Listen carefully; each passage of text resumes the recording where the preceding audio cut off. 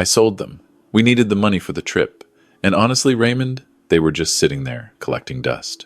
Those were the exact words my daughter-in-law said to me on a Tuesday morning in March, standing in my own kitchen, holding a coffee mug I had bought, wearing slippers she had left scattered across my hallway floor for the past 8 months. She said it the way someone might mention they had taken out the trash casual, unbothered, certain that the world owed her an explanation for nothing. I didn't respond right away. I couldn't. I looked past her toward the living room, toward the corner where the old oak console table had always stood, where Carol's record player had sat for 31 years next to a milk crate of vinyl albums, their spines worn soft from being touched so many times. The table was still there. The milk crate was still there. But the records were gone, and the turntable was gone, and something inside me went very quiet in the way that only happens when something irreplaceable leaves the world. I want to tell you about Carol before I tell you anything else, because nothing that happened after that morning makes sense without her.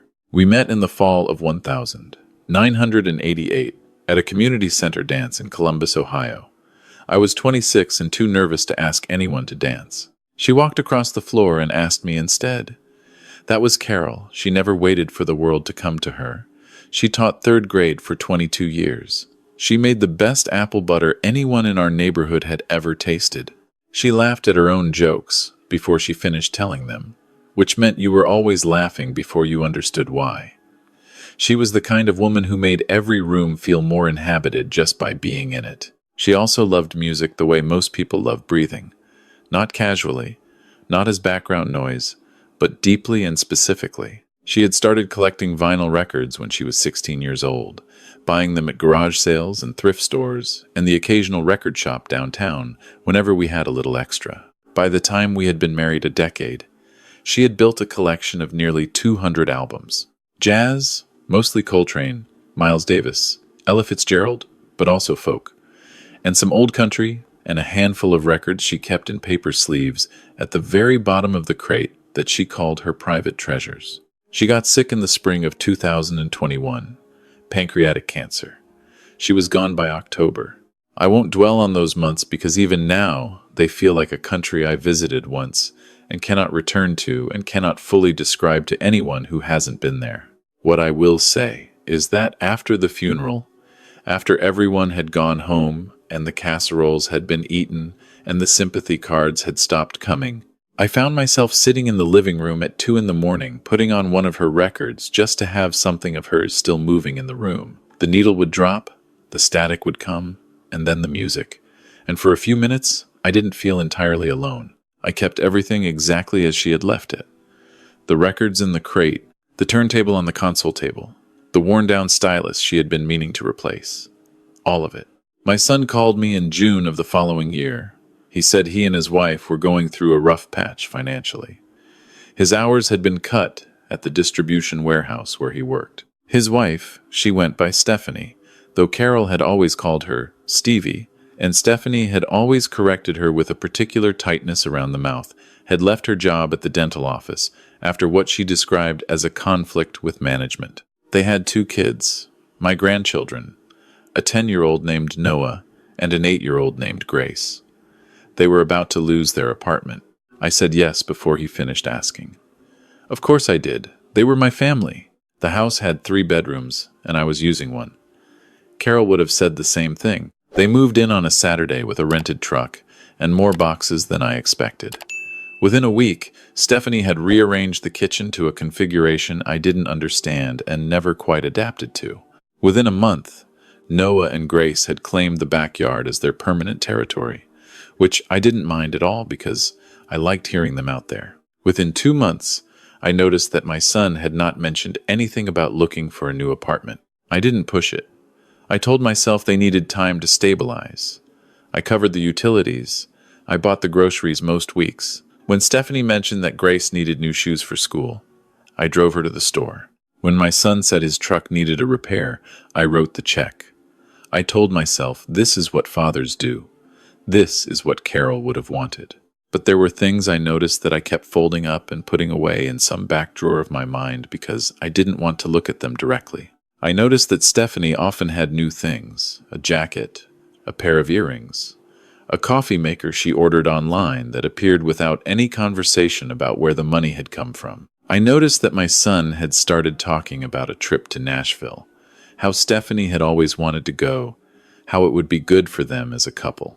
I noticed that when I asked about job applications, the conversation changed direction the way a river changes direction around a rock smoothly, automatically, without acknowledgement that it had changed at all. I also noticed, starting sometime in January, that Stephanie had developed a habit of standing in the living room looking at Carol's record collection with an expression I can only describe as appraising.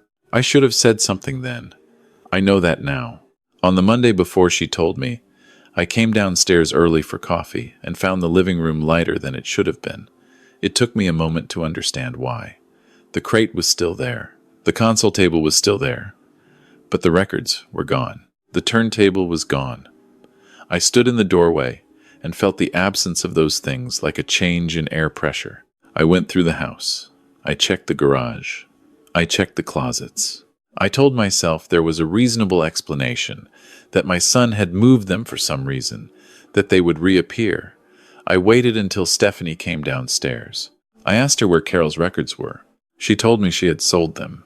She said it the way I already told you casually, holding her coffee mug in my kitchen, wearing my hospitality like a coat she had borrowed so long ago she had forgotten it wasn't hers. She said they had found a vintage shop on 4th Street that bought the whole collection. She said the turntable alone had gotten them enough to cover the Nashville hotel. She said she hadn't thought I would mind because it had been over a year, and I never really played them anymore. I remember that the refrigerator was humming. I remember the particular quality of the morning light through the window above the sink. I remember that I set down my coffee cup very carefully on the counter because I did not trust my hands. I said, "Those belong to my wife." She said, "I know, Raymond. But she's been gone for a while now, and you have to start moving forward. There are moments in a person's life that function like a door swinging open. You walk through, and you cannot walk back. And everything on the other side is different from what you thought it would be." That was one of those moments for me. Not because of the grief, though the grief was there, but because in that sentence, "she's been gone for a while now," I understood something about the 8 months that had passed, and about the months that were coming, and about how far I had allowed the boundaries of my own life to erode without noticing. I didn't raise my voice.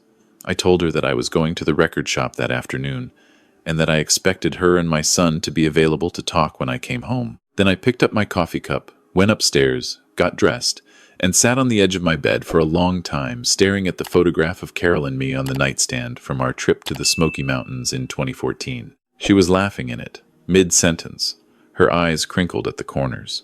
She looked like herself. I drove to the vintage shop on 4th Street at noon. It was the kind of place that smelled like old paper and wood polish, with records lined up in bins and a handwritten sign in the window about fair prices for collections. A young man with a beard and a flannel shirt came out from the back when the bell above the door rang. I told him my daughter-in-law had sold him a collection of vinyl records the previous day, approximately 200 albums, a milk crate, and a Thorin's turntable with a worn stylus.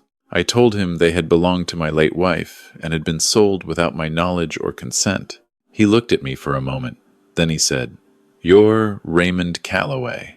I told him I was. He said he had been hoping I would come in. He walked to the back of the store and returned with a flat manila envelope. He set it on the glass counter between us and said that when he had been going through the collection the previous evening, cataloging the albums before pricing them, he had found something inside the sleeve of one of the records that he was sure hadn't been meant to be sold. He said he had looked at the name written on the inside of the crate and done some searching online, and he had found my phone number but hadn't been sure whether to call. I opened the envelope. Inside was a photograph and a folded piece of notepaper. The photograph was taken at our wedding reception June 12th, 1990. Carol and I were on the dance floor. It was the song, the one we had chosen together, Nat King Cole's Unforgettable, which she had loved since she was a girl. We were both laughing in it, foreheads almost touching. I hadn't seen this photograph before. I didn't know it existed. I turned it over, on the back, in Carol's handwriting. The best moment of my whole life. I unfolded the notepaper. It wasn't long. 4 sentences and a closing line. Ray, if you're reading this, something happened, and I didn't get to tell you in person. I hid this here because I knew you would always keep the records close and never let them go. I need you to know that everything you are afraid of, you are stronger than. You always have been. I love you without end. C. I stood at that counter for a while without speaking. The young man behind it had the good sense not to say anything. I don't know exactly when she had written it or how long it had been in that sleeve. I think she must have placed it there sometime during those final months, when she knew what was coming and was doing the quiet, private work of tying up the loose ends she didn't want to leave for me. Carol was always thinking ahead. She was always, in her way, taking care of me before I knew I needed it. I put the photograph and the note back in the envelope. I asked the young man how much he had paid for the collection. He told me. I offered him the same amount, plus a fair markup for his trouble. We agreed on a number. He said he would have everything boxed and ready for me by the end of the week, and that the turntable was already on a shelf in the back, and I could take it that day. I drove home with the turntable in the back seat and Carol's letter in my shirt pocket, against my chest. My son was home by the time I got back. He and Stephanie were in the living room. He had the look on his face that I remembered from when he was a teenager and had done something he knew was wrong and was constructing his defense in real time. He started talking before I sat down about the financial pressure, about how Stephanie had thought the records were just taking up space, about how they had meant to say something but the timing was never right, about how they were going to pay me back. I let him finish. Then I said I needed to ask them some questions, and I needed honest answers. I asked whether they had been contributing anything toward rent or utilities in the 8 months they had been living in my house. My son said they had been going through a hard time. I said that wasn't what I had asked. I asked whether Stephanie's new jacket and the new coffee maker and the weekend in Nashville had been purchased with money they had said they didn't have. Stephanie said I was being unfair. I said I was being specific. Then I told them I had found some things I wanted them to explain. I had found, in the weeks before the records disappeared, a credit card statement forwarded to my address for a card I didn't recognize, in my son's name, with my home address listed as the billing address. I had found 2 notices from a collections agency that had been placed face down at the bottom of the mail pile on the entry table, which I had assumed were junk mail until I actually read them. And I had noticed, while cleaning the bathroom the previous week, that the water damage beneath the sink cabinet that I had mentioned to my son in November had gotten significantly worse and had spread to the subfloor, which meant the repair that might have cost $300 in November was now likely to cost considerably more. My son's expression had changed during this recitation from defensive to something more complicated. Stephanie's had not changed much at all. She said, "Raymond, we're family. You're making this into something it isn't." I said, "I'm going to be very clear with you about what this is." I told them that I had spent the previous day not only at the record shop but also on the phone with a real estate attorney named Patricia Huang, whose office was on Broad Street and who specialized in property and tenancy law. I told them that because they had been living in my home for more than 30 days and had been given a key, they had established tenancy rights under Ohio law, regardless of whether we had signed a formal lease. I told them that this meant I could not simply ask them to leave and have it be over. I told them that I had, on Attorney Huang's advice, already drafted a formal notice to quit 30 days, which was the minimum required, and that I would be hand-delivering it to them that evening after dinner, and that I had sent a copy to Attorney Huang's office by email that afternoon. The room was quiet for a moment. My son said, "Dad." I said, "Let me finish."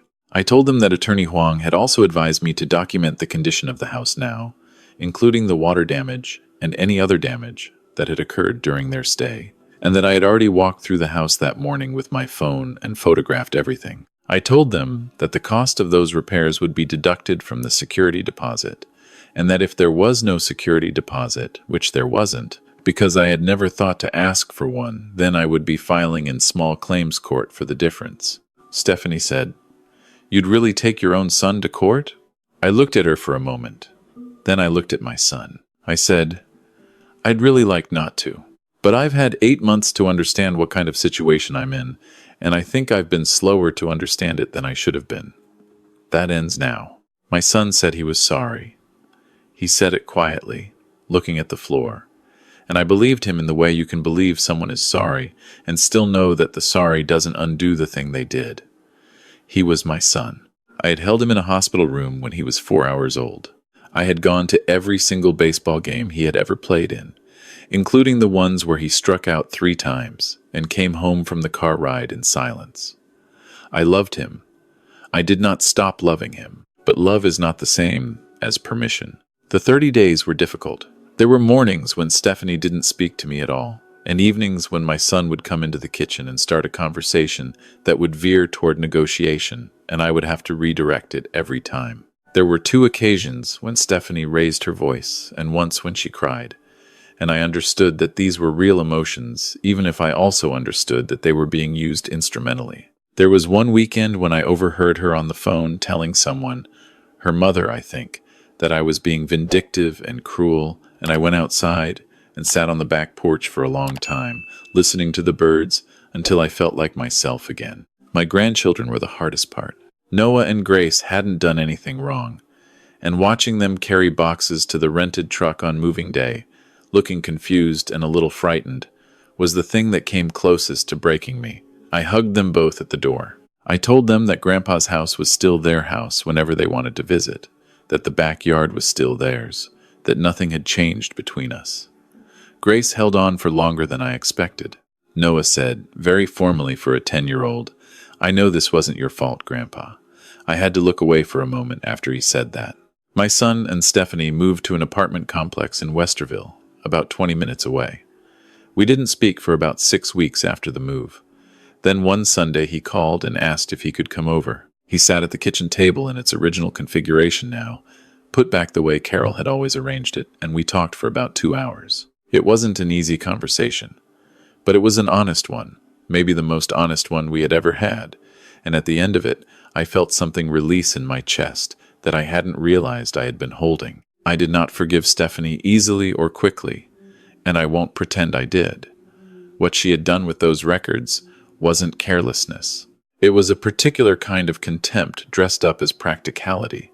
The belief that my grief was an inconvenience she was entitled to set aside for her own convenience. I have thought about those words "she's been gone for a while now," more times than I can count. I have thought about what kind of person says something like that, and what kind of conditions produce that person, and whether my son had seen it happening over the years and looked away, and whether I had seen it too and done the same. I don't have clean answers to those questions.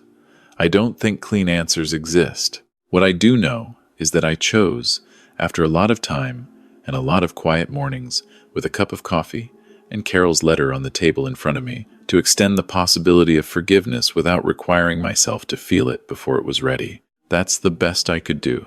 The house sold in August. I had listed it with a real estate agent in April, a 3-bedroom colonial in a neighborhood I had lived in for 28 years. The same neighborhood where Carol and I had brought a newborn son home from the hospital, where we had planted a garden every spring that produced more tomatoes than we could ever use, where she had died in the bedroom upstairs on a cool October evening with her hand in mine. Selling it was one of the harder decisions I have made, and also one of the clearer ones. 3 bedrooms for one person is not a home. It is a museum, and museums are places you visit, not places you live. I found a cottage in a smaller community about 40 minutes outside the city. 1 bedroom, a sunroom, a half-acre of yard that had been somewhat neglected by the previous owners, but had good bones. My neighbor across the street, a retired pharmacist named Gerald, brought over a 6-pack of beer on the day I moved in and told me the neighborhood association met on the first Thursday of every month, and that attendance was optional, but the coffee was good. I told him I would think about it.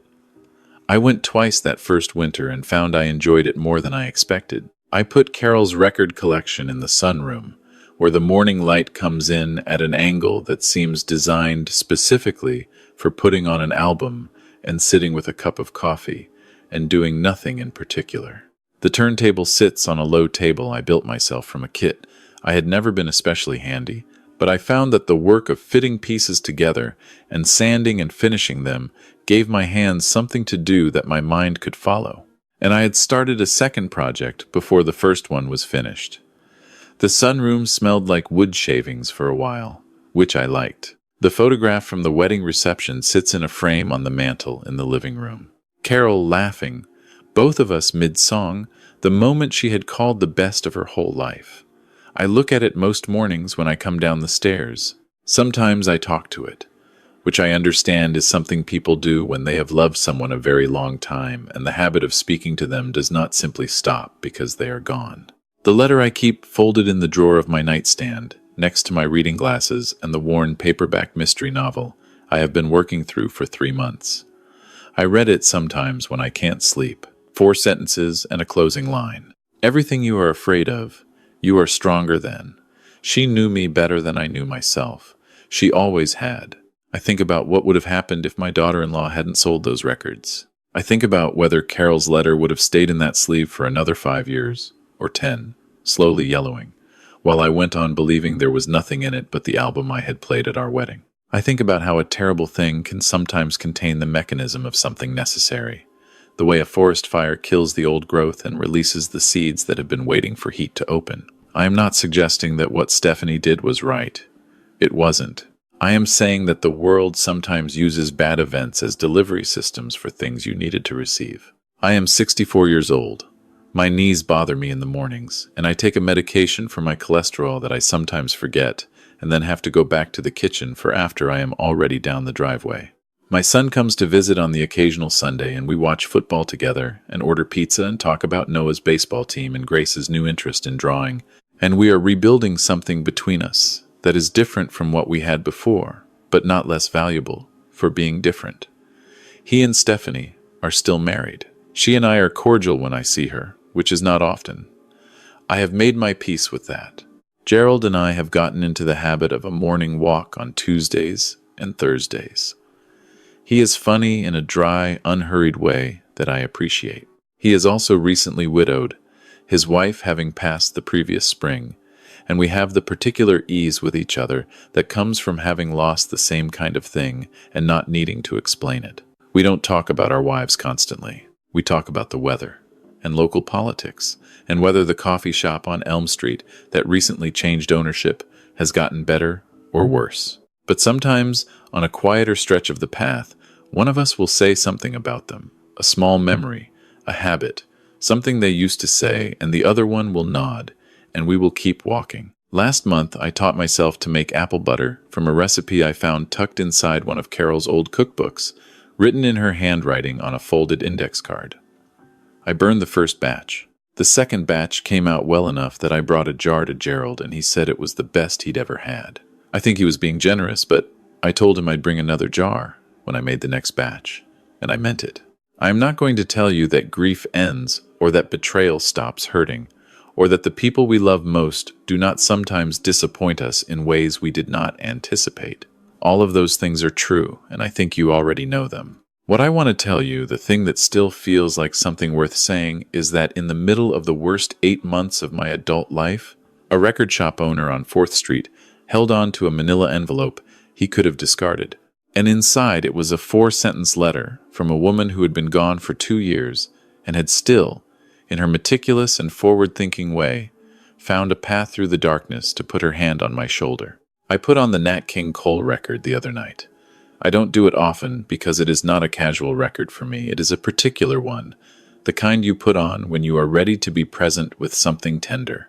I sat in the sunroom in the dark with the windows open and the spring air coming in, and I listened to the whole side, and when it ended, I sat for a while longer in the sound of the needle going around in the silence of the final groove, that soft rhythmic scratch that sounds, if you're in the right frame of mind, a little like breathing. Then I got up, lifted the needle, and put the record carefully back in its sleeve.